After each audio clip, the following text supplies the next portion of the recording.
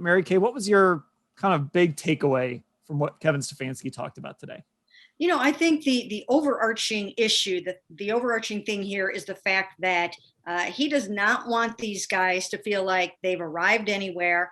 Look, they went 11-5, they made the playoffs. He does not want anyone to feel like they've accomplished anything, that they can rest on their laurels in any way, shape, or form. He says we have to go back to square one. We've got a lot of work to do.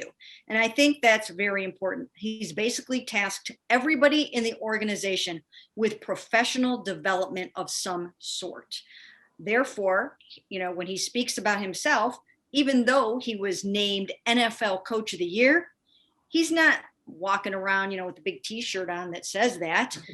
It'd be awesome if he was. He is.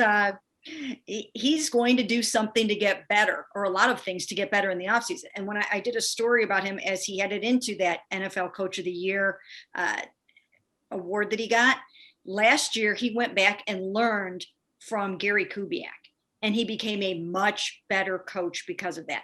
And so that is an example of what he wants everyone to do. He'll do it himself, but then everyone else has to go out and figure out how to get way better than they were last year. The square one line I thought stood out to me a lot, Scott. That was one it was kind of the last thing I sent out to our texters. And it felt just so much like his approach during the regular season, where it was, okay, whatever happens Sunday. Now we're going to move on from it. It's on to the next game. It's very Belichickian the way he approached it, but that was sort of one of the lines that stood out to me.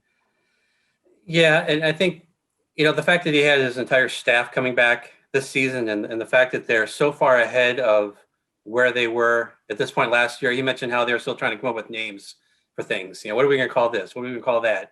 And they're past that.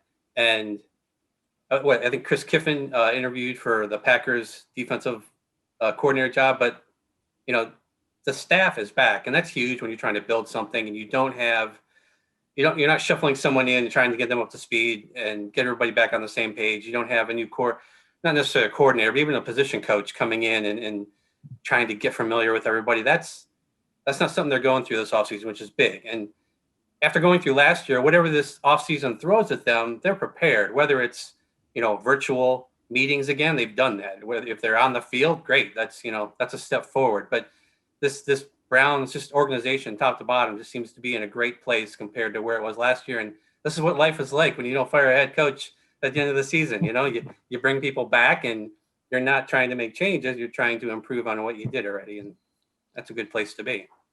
Yeah. So my takeaway was sort of that offensive evolution part of it. And I think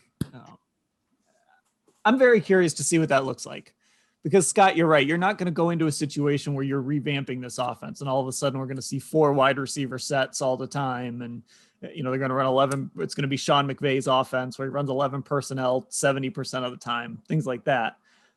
But because, that's almost counterproductive, right? The benefit here is you're coming back in the same system and you get to advance within that system. But I am curious to kind of see what adjustments they do make.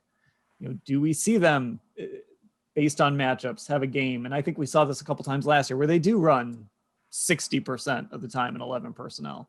I'm curious to see kind of what tools Andrew Berry gives Kevin Stefanski to evolve this offense. And I think Browns fans should be excited about that because, again, this is just something you haven't had before, where an offense gets to come back and you get to make little tiny adjustments in there. And we're going to see it really over the course of 16 games. It doesn't sound like there's going to be some big sea change that we're going to see week 1. I think he specifically kind of pointed to that. It's going to be, how do they match up week to week?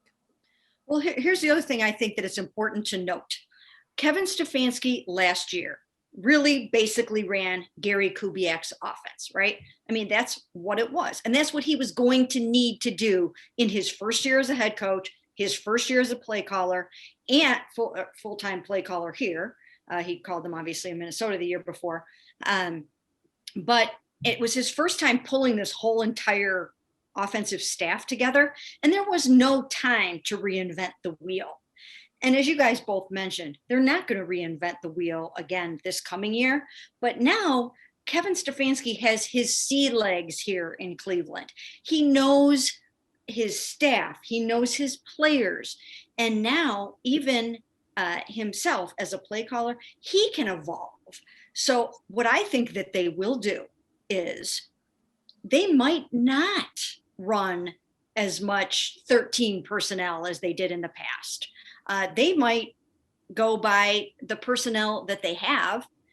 Let's say, for instance, that David Njoku doesn't come back. And let's say, for instance, that they do have some extra wide receivers. And they look at the film and they see that Baker Mayfield performs better when he has 3 wides out on the field. You know, I think that they will evolve with the personnel that they have.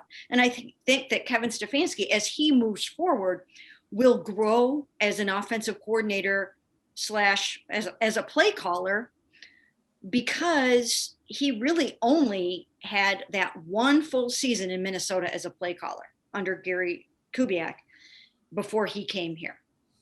And so therefore, I think he will develop his own offensive identity. I don't think he necessarily has to be Gary Kubiak anymore. I think he kind of needed to be that last year because, like I said, he didn't have time to reinvent the wheel. But as he moves forward, he might pull things from other coaches. I mean, he worked with Norv Turner. I mean, that was a completely different kind of an offense. So he's got all different kinds of philosophies running through his brain. And I think we haven't really seen the Kevin Stefanski offense per se just yet.